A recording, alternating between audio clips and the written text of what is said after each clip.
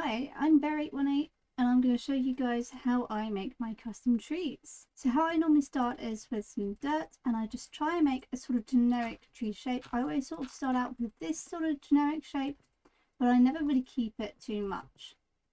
And I always start with dirt because in single player, getting logs isn't always the easiest thing to do, especially if you need a huge amount of quantity. And then you've got to remember that the base needs to be sort of equal to the top almost, so just constantly adding a little bit to it, but not too much to make it overly heavy. Once I've got the generic shape in, I like to go out and create branches. Now branches aren't always exactly easy to make, and I also like to add some height in every now and then, and I always have like a little plan as to how my branches are going to go. So for example here, we're going to go 3 across,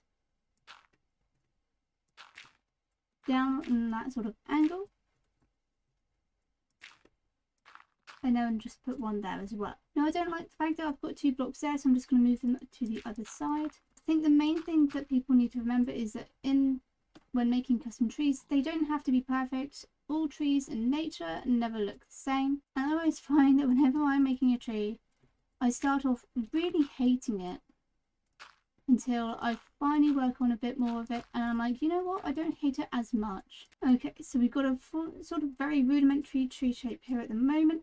I'm just going to go around tidying it up a little bit. So I think for the tree shape, that's going to do us pretty good. You're going to see why I always make it out of dirt first before I start changing it into oak logs or whatever log I'm using. And that's because when you're trying to make something, it's a lot easier to break dirt as opposed to breaking logs repeatedly. And it's also good to have some dirt on you, so if you're trying to get the logs to face a specific way, you can just do it like that. So when I have these droopy ones like this, the little single ones like this, I quite like to have them pointing down like so. I think the main thing that I need to sort of remember is the direction of these branches and these logs. Now I'm going to give you a bit of advice that I don't think many people realise. Inside there could be like an empty bit there, and that's totally fine, but if you do have an empty bit, do make sure you light it up, because otherwise you will learn the very hard way that creepers, zombies and skeletons do spawn in there, and the last thing you're going to want is for a creeper to go, hey, is this mine, and just blow it up. So I'm just frantically clicking now, just messily laying them around. There's not really an organised pattern to this. It's just sort of placing blocks left, right and centre. I do sometimes think about how blocks are going to be directionally. I do like to have a bit of variety every now and then though, of course. So for here I'm going to do that and then get rid of that. Now of course you can use these ones as well.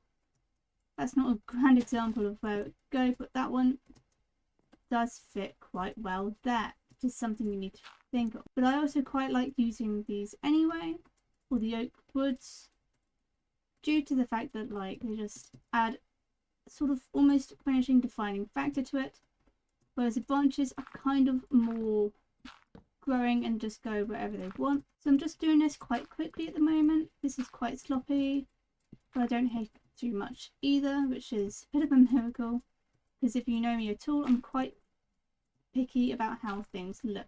And then you also need to think about the direction that the branches may go. So for example, it could go like that. Now I'm finding it quite easy to do, but that's because I'm in creative mode, so I have unlimited resources and I can have fly. So if you're doing this in survival, I highly recommend having way more logs than you actually need, because it's going to help you so much in the long run. So I think that is more or less all of the dirt is now replaced with oak logs. It's kind of tidy at the bottom, but I think we can get into that in a minute. So let's just add some leaves. And how I make my trees is I sort of take inspiration from the weeping willow trees, which have a sort of very droopy effect to it as well. Also, I just noticed that this actually comes off the path quite nicely. That was genuinely unintentional. That was not the intention at all, but I'm quite glad that it happened like that.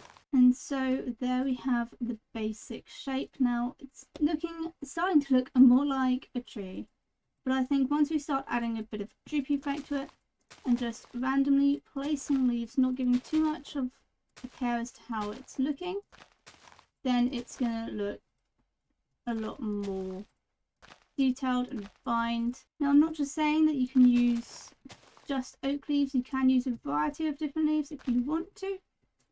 It will help in the long run. It will make it look a lot more varied as well. So if you use azalea bushes or flowering azaleas, then you just get some nice colours in here.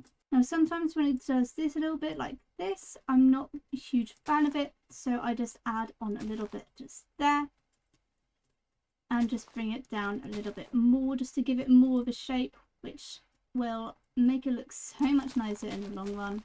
So when you're placing leaves, you do have to take into account how it's going to look next to the other leaves. So you wouldn't have the leaves being like this because that looks too formal and unified. So you've got to remember that nature is quite random. So don't be afraid as to making them look as long or as wild and unkept as you like. After all, at the end of the day, this is your tree and this is how you want it to look. Don't worry too much about what others are thinking. So if you want to have them go down all the way to the floor, go for it. Be my guest. And there we go. That's how this is starting to look. I'm quite happy with the way that this looks, and you can always add some bone meal around the area just to get some natural flowers appearing. And you can also use some glowberries to give it some more variety on the inside. I'm not a huge fan because glowberries don't really work too well with oak leaves due to the fact that there's quite a huge change in colour. But if you want to use azalea leaves as well as glowberries, that is a more sort of natural colour and a little more connected. If you want your glowberries to be a certain length, you can just shade the very bottom and it will no longer grow. Now during the night there's not that much light, so what I tend to do with my trees is I go around just adding torches to the side of logs, not everywhere, but just on the bald spots so that it looks very well lit up. And it just gives it a much more illuminated look, even though it's very dark at night. Another thing that I like to do is I like to get some melon blocks and just sort of dot them around the area to give it a bit more of colour and variety. And don't be afraid to make a little sort of pond of water somewhere nearby, or like a little river just going past your tree, just like so, because that will break it up and bring your eye naturally towards some colour. Anyway, that's my tutorial as to how to make a custom tree as well as a custom little area. I got a bit carried away at the end there, so don't feel like you have to do that as well. But the main thing to remember is go for dirt, go for logs, and then go for leaves. And always remember to try and light your build up, because otherwise some things can spawn and they won't necessarily be helpful. Anyway, I'm Bear818. Thank you for watching this tutorial. Bye bye.